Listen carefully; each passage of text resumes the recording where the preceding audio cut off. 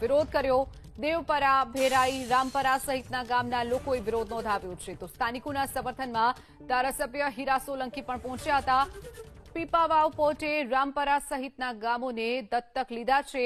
ધારાસભ્ય હીરા સોલંકીએ અધિકારીઓને સૂચના આપી સંપ નાખવા માટેની કામગીરી કર્યા બાદ મીટર લગાવવાની સૂચના ધારાસભ્યએ આપી છે। તો અમરેલીમાં જ્યારે મીટરની કામગીરી કરવા માટે પ્રશાસન પહોંચ્યું હતું, મીટર નાખવાની હિલચાલનો વિરોધ સ્થાનિકોએ કર્યો છે। પીપાવાવ પોર્ટ નજીક મીટર મૂકવાની કામગીરીમાં સ્થાનિકોમાં રોષ જોવા મળ્યો। દેવપરા, ભેરાઈ, રામપરા સહિતના ગામના લોકોએ વિરોધ નોંધાવ્યો હતો। આ ગામના લોકોએ આવેદન પત્ર આપવા આવ્યું છે।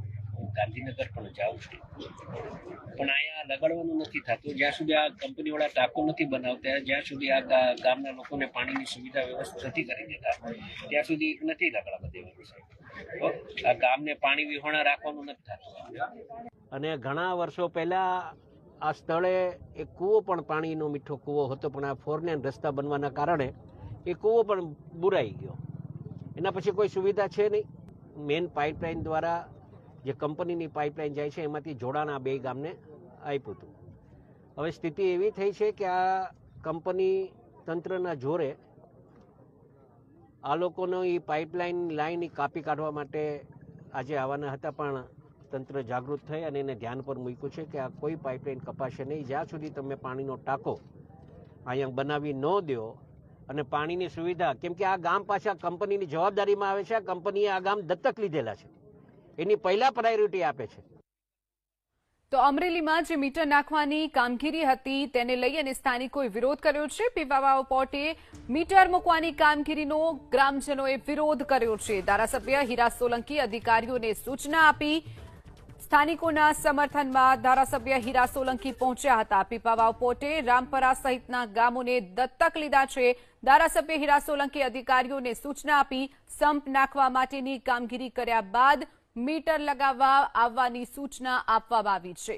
તો દેવપરા, ભેરાઈ, રામપરા સહિતના ગામના લોકોએ મીટર નાખવાનો વિરોધ કર્યો હતો। તો બીજી તરફ ધારાસભ્ય પણ ગ્રામજનોની વહારે આવ્યા હતા। સંપ નાખવા માટેની જે કામગીરી છે તે થાય તે પછી જ મીટર લગાવવાની સૂચના ધારાસભ્યએ આપી છે। તો સ્થાનિકોમાં મીટર લગાવવાને લઈ અને રોષ પણ જોવા મળ્યો હતો। પીપાવાવ પોર્ટે મીટર મૂકવાની કામગીરી કરતા ગ્રામજનોએ વિરોધ નોંધાવ્યો હતો। તો સ્થાનિકોના સમર્થનમાં એમએલએ હીરા સોલંકી પહોંચ્યા। પીપાવાવ પોર્ટે રામપરા સહિતના ગામોને દત્તક લીધા હોવાની વાત પણ હીરા સોલંકીએ કરી હતી। તો રામપરાના સરપંચ છનાભાઈ આપણી સાથે જોડાઈ ગયા છે। છનાભાઈ, જે રીતે વિરોધ ગ્રામજનો કરી રહ્યા છે, શા માટે આપનો વિરોધ છે, શું કહેવું છે આપનું? અમારા ગામનો પ્રશ્ન ખાસ તો એ છે કે પીપાવાવ પોર્ટ અને ભેરાઈ ગામ, રામપરા ગામ પીપાવાવ પોર્ટને અડીને આવેલું છે અને ત્યાં અમારે પાણીનો પ્રશ્ન એવો છે કે એ લોકોએ જ્યાં બધી આડેધડ બાંધકામ અને પાળાઓ બનાવી અને ખારું પાણી આગળ વધ્યું છે, અમારે પાણી પીવાનો કઈ સોર્સ નહીં। જે તે વખતે અમને પીપાવાવ પોર્ટ દ્વારા પાણી આપવા માટે વચન આપેલું અને એ લોકો અત્યાર સુધી પાણી આપ્યું। હવે એ પાણીની પાઇપલાઇન કાપી અને મીટર લગાડીને ગામ ઉપર બોજ વધારાનો નાખવો, એના માટે અમે સખત વિરોધ કરી અને એ લોકોને રોકીએ છીએ। અમે એને અમારી માંગે એ જ છે કે અમને પાણીનો સ્ટોરેજ માટેનો એક ટાંકો બનાવી દે અને પછી આગળની કાર્યવાહી કરે, નહીં તો અમારે કોઈ પાણી પીવાનો કોઈ સોર્સ નથી। બધી જગ્યાએ અમે તળમાં ખારા પાણી છે।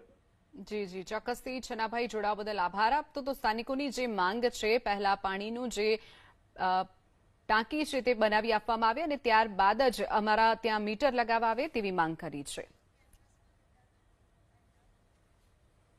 અને હવે વાત કરીએ કેમ્પસમાં ગુંડાગર્દીની।